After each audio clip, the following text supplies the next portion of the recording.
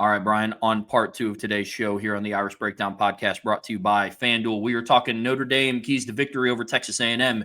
We're doing it how we always do it. We're breaking down offense, and then we're going to break down defense. And when you look at this unit, there is a lot of good takeaways from the Miami game and a lot of things that they need to adjust on. And unfortunately, even though, like I said before, college football has been on for about 20 days, we've only seen Notre Dame play once. And so some of the things that they're going to have to improve on, we've only seen one game of a sample size. But when you look at this matchup, I know everybody knows where we're going to start with this one, but starting fast always has different connotations to it depending on the opponent. But, Brian, nonetheless, Notre Dame is going to have to start fast on Saturday night. I mean, it's the most obvious one that we have, but it's the most applicable too. I mean, look, we have been begging for this for a long time. Just come out and put teams away. I watch certain teams play, even against inferior opponents, and it's like, wouldn't it be nice if you could just bench a quarterback at halftime because he's 18 of 19 for 300 yards and 4 touchdowns at the half, and you've scored 50-some points against a really bad team? Or wouldn't it be great if you're 20 points better than the team, that you actually beat that team by 20 points? You know, it'd be really nice.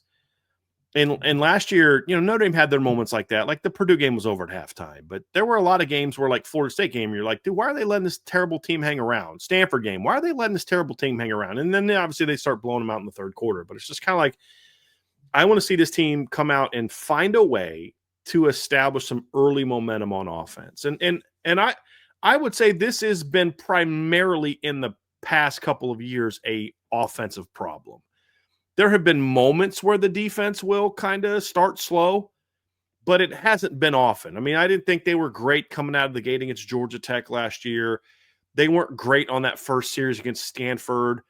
They were pretty good early in the bigger games last year, though. You know, obviously outside of their last couple. I mean, they were great early on against Indiana, great early on against Georgia. You know, great early on against Texas A&M. I thought that defense was very strong early in that game last year. The defense actually did a great job against Louisville early in that game when you consider they held Louisville to 24 points and 2 of their touchdown drives combined for 29 yards or something like that. If that, yeah. Yeah, I mean, it was defense actually did a good job of weathering that early storm after that early touchdown, which covered 20-some yards and keeping Louisville in check till the offense figured some stuff out. So it just comes down to it. And there's, for this week, Trev, there's different reasons why starting fast is important every week. And for this week, the first thing is you've got to give your fans a reason to believe. Yes, it's frustrating how fickle some fans can be, but you know what? That's life, you know, and they're paying hundreds of dollars to come watch you play. And some people are spending airline tickets and, you know, getting rental cars and paying $300-400 a night for a hotel in town because they want to come watch you play. And they want to see you play with fire. They want to see you play hard. They want to see you play well. I mean, that's what they do. I've said before, I'm not a big fan of booing. I've never booed an athlete in my life. But I mean, I also say, hey, that's you pay that money. And if that's something you choose to do, you know, whatever, you do what you got to do. But there's a really easy way to make sure that they don't boo you, and that's play well early. I think even more importantly is a fast start gives the offense confidence. If they come out and they're just playing poorly, missing blocks, missing throws, missing runs, missing catches, things like that, turning the ball over, now all of a sudden there starts to be some finger pointing going on, or there starts to be a lack of confidence going on. And all of a sudden this is a team that just doesn't have that unity that you want. And you can start to see it fester a little bit in the Miami game. You could see some of the frustrations for certain people not getting the ball enough, or, not getting, blocks not happening, things like that. You come out in this game and you start off fast and you just put some early scores on the board against Texas A&M, and all of a sudden it's like, okay, we're good, we got this. Because you don't have that Riley Leonard figure to rally the team around. CJ Carr, I think, will eventually get there, but he's still the unproven guy that can't be counted on to lead this football team. You need other guys to be those leaders. And so we're going to find out a little bit about sort of the leadership that this unit has, Trev. But also, how disciplined is this unit? How locked in is this unit where they can kind of come out and handle their business and make those plays? And look, you go back and break the game down. It was one guy here, one guy there, but that's football. I mean, that's how the game works. It's a lot of times it's just one guy didn't do his job, especially when it's one very important guy. like a quarterback or a left tackle or a running back or a corner or a free safety, where it's like you're just kind of, everybody knows when you make a mistake. So you're going to need those things to be cleaned up and start fast, because it's going to give you more confidence. And then, of course, anytime a road team gets behind the 8 ball early and you jump on them quick, that gets them out of their game. When Notre Dame scored on what they first drive of the game, turn the ball over. You're like, you got to be kidding me. Then the defense gets it back and the offense says, okay, we're good now. 98-yard touchdown run. Then the next drive, they go down there and 16-play drive. And all of a sudden, Indiana was completely out of their game at that point in time. It was very similar to kind of what Miami did to Notre Dame in the opener. You score to make it 7-7, and the next thing you know, next time you take the field, it's 21-7, and now you're out of your game. So that's an important part of this too, Trevor, is get A&M on their heels by coming out and taking it right to them and starting fast and make their offense play from behind in this game. Well, and part of what you're talking about too, Brian, is staying fast. That's the biggest thing. We talked a couple weeks ago where I mentioned, it didn't feel like Notre Dame started games fast. And on their first possession, went back through and we broke down some numbers. Notre Dame scored on 10 of their opening possessions, put points on the board on 10 of their 16 opening possessions on offense last season. It was against Texas A&M, Northern Illinois, Purdue, Louisville, Navy, Florida State, Virginia, Army, USC, and Ohio State. So oddly enough, 2 of the games that they lost, they scored on their opening drives. Here's the catch. In 7 of those 10, their following drive was a 3-and-out. Not even that they punted. Not even that it was a turnover on downs. 7 of them were 3-and-outs or a turnover. It just can't happen. Sustaining your fast start, because, Brian, you are 100% correct. When you're going up against a road team and you jump on them early, that's great. But if you're not able to follow that up, your 7-0 lead with 7 minutes left in the first quarter starts to look a lot different when you're at 2 minutes and 50 seconds left in the second or in the first half and the score 7-3. Because then the messaging starts to change for the away team. It's, hey, we're in this. We're down by 4. It's a 1-possession game, and we get ball at half. And to a lot of the people that watch Notre Dame's media team, I'm sure that halftime speech sounds real familiar, because that is exactly what Marcus Freeman said to Notre Dame in the Orange Bowl against Penn State. So starting fast, 100%, but they have to find a way to sustain drives and keep their fast start, maintain momentum. And that's going to fall into all those things. But, Brian, when we talk keys to victory on offense, you got to start fast. You got to remain fast.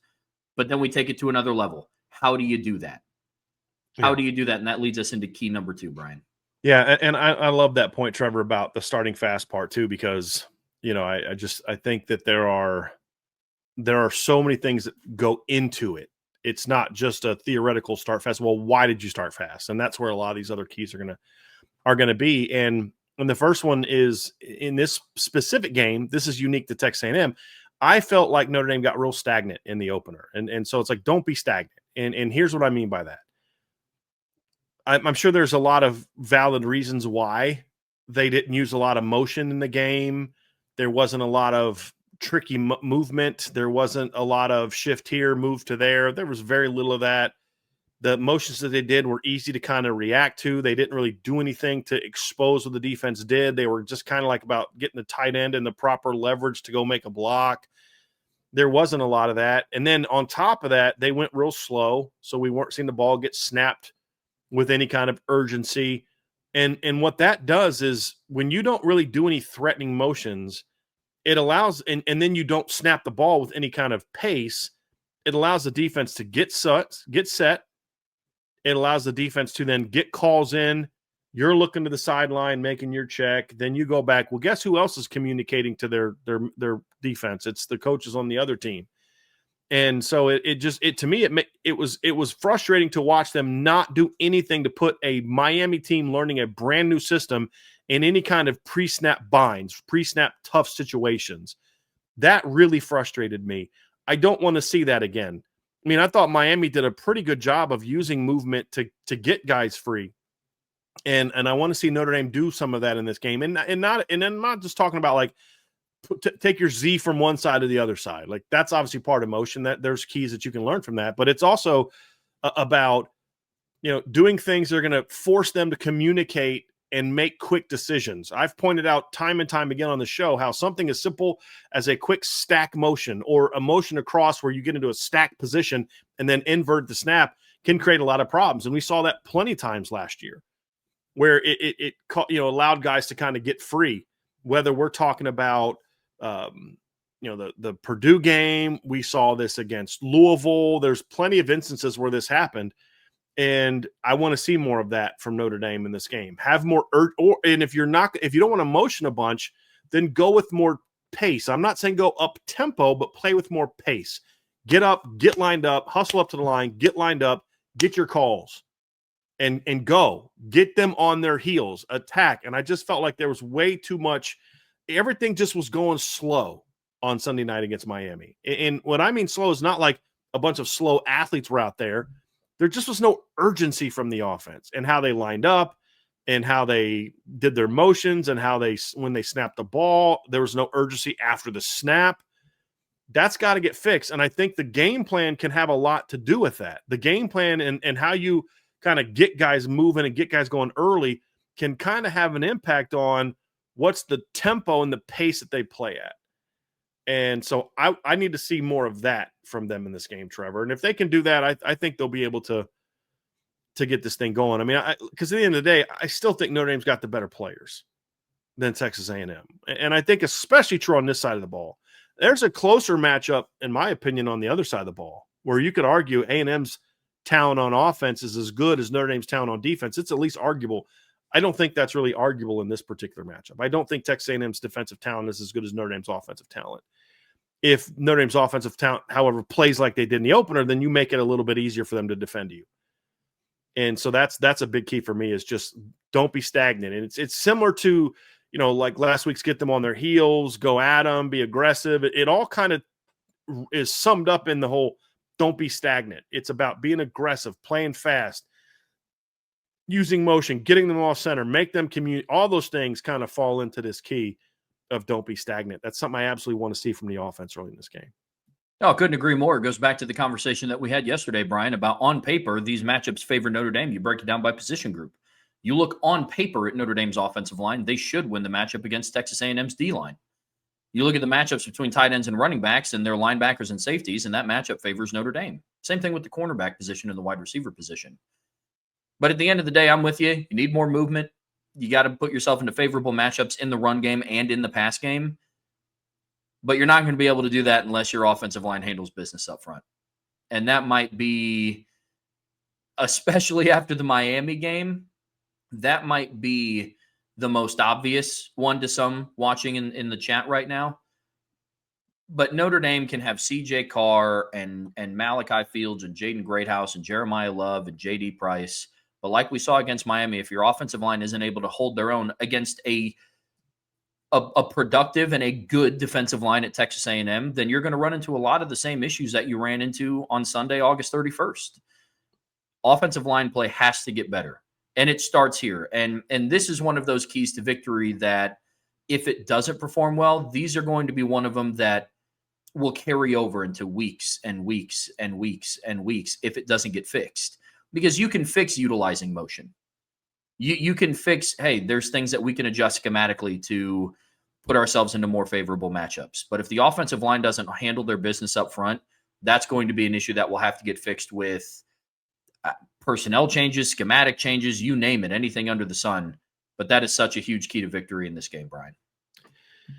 It is, Trev. Honestly, dude, I've talked so much about the line play this week. It's maddening. Yep. Honestly, I'd rather kind of hear your take. I've said this before. Notre Dame's an offensive line-driven program. And we're now 3 years into a tenure of an offensive line coach, and we've yet to see this offensive line play at a high level with any kind of consistency whatsoever. And I know there's all these excuses of why it didn't happen, whatever the case may be. I mean, I was talking to Sean Davis earlier, and he made a comment. He said, it's been 17 straight games that we just don't know what we're going to get from the offensive line in pass pro. And I said, dude, I'll do you one better. It's been 30 games in a row, because I would argue that in 2023, we kind of had an idea of what Joe Alt was going to give us, but I didn't know what I was going to get from Blake Fisher from week to week. No. He's a starting offensive lineman in the NFL, I believe, correct? Mm-hmm. And it was an issue there. So it gets to the point where it's like, what is the reason why? And you got to fix it. And we need to see some of those fixes in this game. But I've ranted about the offensive line enough this week. I want to get your thoughts on just like the matchup and, can they win this matchup? Should they win this matchup? Because I think everybody knows my opinion on this one. Yeah. And I've ranted enough about it this week. I get you, man. Look, at the end of the day, can they? Absolutely. Just like they had the same opportunity to win their matchup against Miami. Just like they had their same opportunity to win the matchup against Ohio State and Penn State and Georgia and Indiana and USC. But at the end of the day, and I know this is going to come across as lazy, but at some point, like I've talked about before, there's aspects about football that are extremely complicated. And then there's some aspects that are relatively simple. And with the offensive line, it comes down to one simple fact. It is now put up or shut up time. From the coach that oversees the unit and from all 5 players. You can talk in press conferences all you want about, the leadership is exceptional and players are coming up to the center and the left guard asking for their advice. And you got 2 captains on there and, your left tackle was a freshman All-American and that's great. And the list of accolades is impressive. But until you start playing like that unit, until you start showing who you are truly on the field, I simply just don't care anymore. Because in 2023, you had a first and second round draft pick, respectively, at left and right tackle. Since the day Marcus Freeman got hired, you talked about how you're going to be a line-driven program. And the way that you're going to win football games is dominating the line of scrimmage and finding ways to run the ball and stop the run. The defensive line, for all the scrutiny that Al Washington has been under, has answered the bell more often and more consistently than what the offensive line has, in my opinion. And so it's to the point now where we can talk about, this matchup and this is how many pressures that Cassius Howell has generated. And this is what Emil Wagner has given up in this game, but not given up in this game. And it is now put up or shut up time. The one spot on the offensive line that you can still look at with some sort of, okay, let's wait and see how they do, is the right guard position. Because we still don't know what the rotation is going to look like. We don't know who the quote-unquote starter is going to be. We don't know if they're going to roll out Gerby Lambert first or Sullivan Absher, if they're going to do the half rotations, which Brian and I aren't a big fan of. We don't know if they're going to do, by series, and maybe they replicate what Notre Dame did with Tommy Kramer and Robert Hainsey in 2017. Unfortunately, we just don't know that. And it's so much of an unknown with this offensive line that I just don't think it's as simple as saying so-and-so should be benched or so-and-so should be fired or this and that. Because, look, at the end of the day, if Anthony Knapp doesn't answer the bell, they're going to either put in one of Will Black, who spent most of fall camp at left guard or right guard, mostly left, or they're going to put in Styles Prescott, who is being taught the same things technically that both Emil Wagner and Anthony Knapp are being taught. So this is a systemic problem. And if it needs to get fixed, it has to get fixed quickly, because the ceiling of this offense, like we said all offseason, even when we were high on the offensive line, we always talked about it with the caveat in there of, but this offense can't reach its full potential if the offensive line can't protect CJ Carr or Kenny Minchie, because we were having these conversations before a starter was named. It's going to be all for naught if they don't handle business up front. And unfortunately, that's just the spot that Notre Dame's offensive line is in, and it's going to be absolutely important, which leads into our final point, Brian. Notre Dame's offense is going to have to find a way to generate big plays in the run and pass game. Mm-hmm. Last year, they were a big play team in the run game almost every week. Very few exceptions.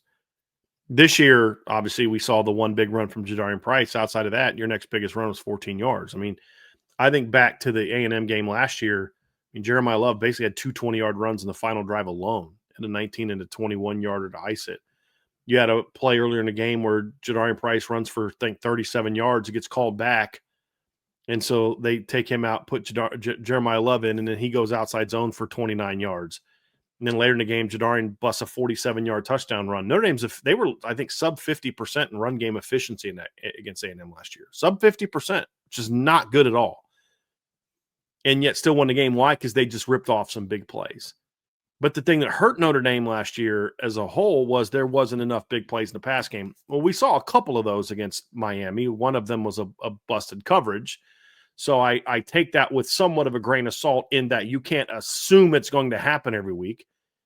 but there weren't a lot of generated big plays, meaning you went out there and made a big play. You had the great throw and catch from Carr to Malachi Fields. You had the big run by Jadarian Price.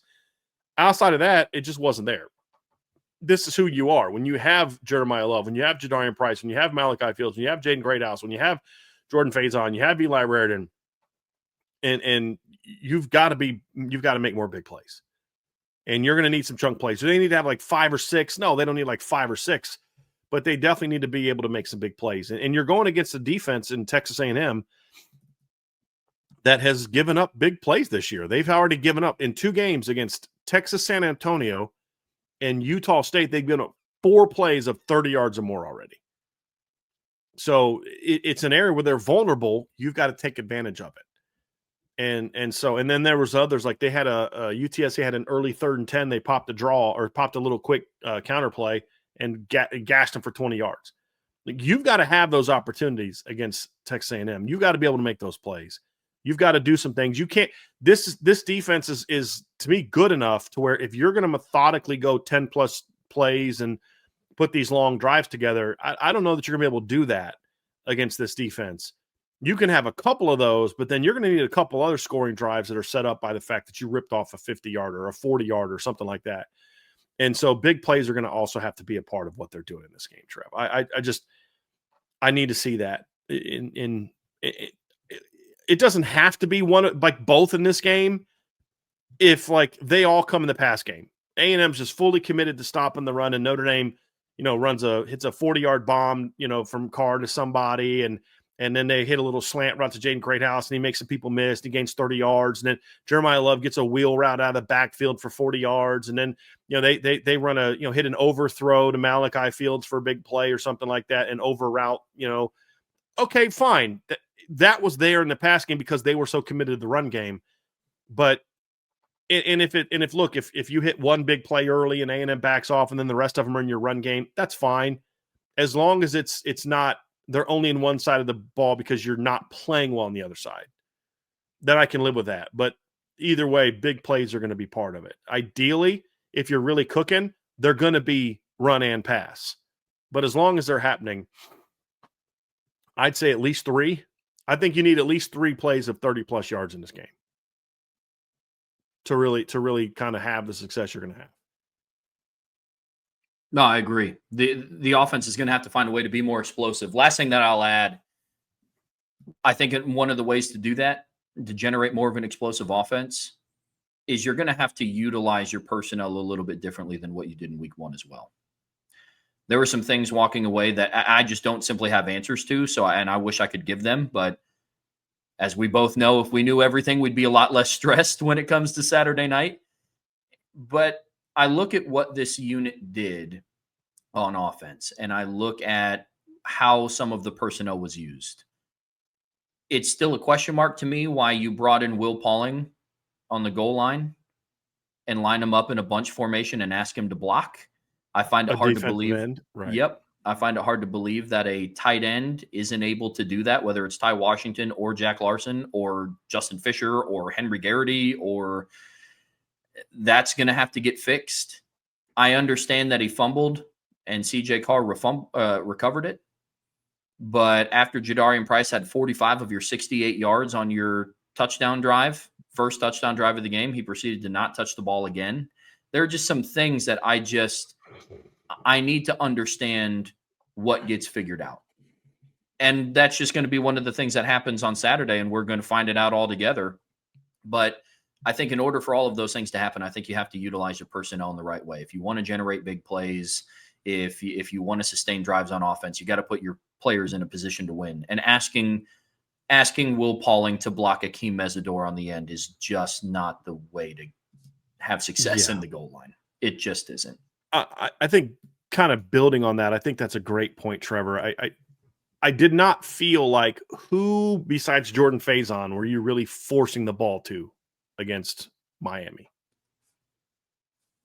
Now, Jordan Faison's a good football player, but that was puzzling to me. So he plays 50-some snaps. Jaden Greathouse plays 30-some snaps. Will Pauling plays 20-some snaps. Now, Jordan Faison had some really good plays in the game. But when he wasn't clearly getting the football, he was not playing very hard. Now, maybe he was tired, and those backside dig plays when he didn't think he was going to get the balls, when he was kind of preserving his energy, that's fine. Then play the other guys, rotate more. The fact that you basically almost exclusively played him outside, and then you kept rotating Greathouse and Pauling in the slot was another example of, I don't really love that usage of your personnel in this game. I really don't. I think Jordan Faison's a good football player. Jordan Faison needs to be a 35 to 40 snap guy at the most in this game, because we've seen this from him. He wears down the more he plays. And that was like a bit of a head scratcher to me. There was clearly like no attempt to get Jaden Greathouse involved in the offense at all. There was very little attempt after, to get him. I mean, you can say, well, maybe they were trying to get him with that early fumble. Okay, that's cool. So you're going to scrap your game plan because he fumbled the ball. I don't know if that's a smart idea. Then they started to kind of do more things to get Jeremiah Love clearly involved in the offense. And I get that, and that makes sense. But you've got three guys in this game, to me, that you've just got to figure out ways to get going. And it's Jeremiah Love, it's Malachi Fields, and it's Jaden Greathouse. I just think that's a big part of this game. So I want to see those guys where it's more obvious, like, okay, yeah, they're trying to get this guy going. So I think that's a great point, Trevor, is use your talent, use your weapons, have your game plan, and it's not every play. Some plays are like, dude, read the defense. But part of play calling and part of designing a system is, hey, we're going to do some things and make sure that we're going to at least design something that's going to give this guy a good chance to get the ball, or he's the primary read on this play and that play that's going to help your offense get rolling. I think that's an absolute must in a game like this, especially early in the game. Oh, absolutely. I mean, early in the game is going to be key. It goes back to starting fast, and you go back and you look, FanDuel, one of the things that they have going on for Notre Dame is they have them projected to have the lead coming out of the first quarter. And if that holds true and Notre Dame's able to build on that lead, that's going to be something that is going to bode well for them walking off the field with a W. What are the Love, Fields, and Greathouse ones for this week from FanDuel? Yeah, so Jeremiah Love, his over-under rushing yards is set at 76.5. And then Jadarian Price's over-under is set at 42.5. That is one that I'm absolutely paying attention to, because as we all know, he could get that on a run. So that's going to be interesting. And then for their pass catchers, Jordan Faison's over-under is set at 37.5. Eli Raridan is set at 44.5. Malachi Fields is set at 40.5. And Jaden Greathouse's over-under is set at 28.5 receiving yards. If that doesn't go over, there's a problem. There's a problem. Agreed. Yeah. Agreed completely. I'm with you. Well, listen, folks, that's going to do it for part 2 of today's show. We're getting ready to talk some Notre Dame defense, keys to victory, what they're going to have to do to have success against the Aggies offense. But before we get there, you know what to do. Make sure you hit that like button. Make sure you subscribe to this channel. Hit that notification bell so you know whenever we go live. Whatever streaming platform you listen to us on, we'd greatly appreciate a 5-star review. And while you're just in the mode of subscribing to different things, you see it scrolling down there at the bottom of the screen. Premium message boards, boards.irishbreakdown.com. We have a bunch of in-season content out. Brian has film breakdowns on the message board of, you have a run game breakdown, right? And a pass game breakdown from Notre Dame's game against Miami. Is that correct? Mm-hmm. Yeah, there's we have the upon further reviews, and then we have the statistical breakdowns of both as well.